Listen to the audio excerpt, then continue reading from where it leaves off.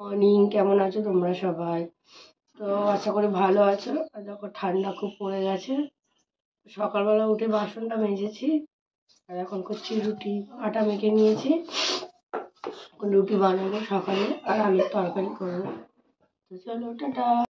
তো দেখো আমাদের ফুচকা হচ্ছে, কিভাবে আমাদের আটা মাখা হয় দেখো, এইভাবে বড় আটা মাখছে, আর আমি রান্না করছি, মানে রুটি বানাচ্ছি। টিফিনটা করে এসে তারপর বসবো দুজনে মিলে গুলি করতে হবে। ছেলের পড়ছে দেখো, বিছানা টিছানা পড়া, কেন সামনে পরীক্ষা। তো দেখো এইভাবে আমাদের করা হয়। আর রুটি হয়ে গেছে, আলুর তরকারি হচ্ছে।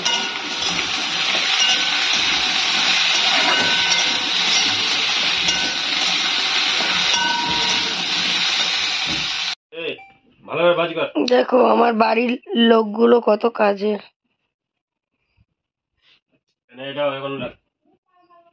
মাঝে মাঝে মনে হয় আমার থেকে ভাগ্যবান আর কেউ আছে। দেখো ছেলে বড় হয়ে গেছে, বর সবাই মিলে আমার কাজ করে দিচ্ছে। এই তো আমার শরীরটা ভালো নয়।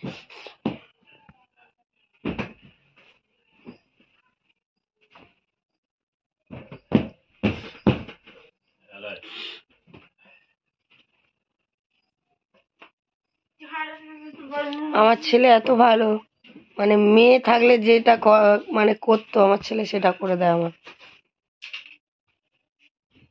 তো চলো ওদের পরে আবার দেখা।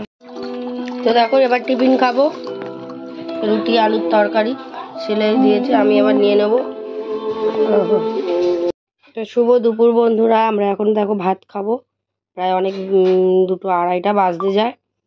তো উনানে রান্না করতে গেছিলাম। আজকের রান্না কি করেছি দেখো, বেগুন ভাজা আর হচ্ছে মশারির ডাল করেছি পাতলা করে, অনেকদিন ডাল করিনি। তো চলো এখন আমরা দুপুরে খাওয়া দাওয়া করছি, চলো পরে আবার দেখা হবে।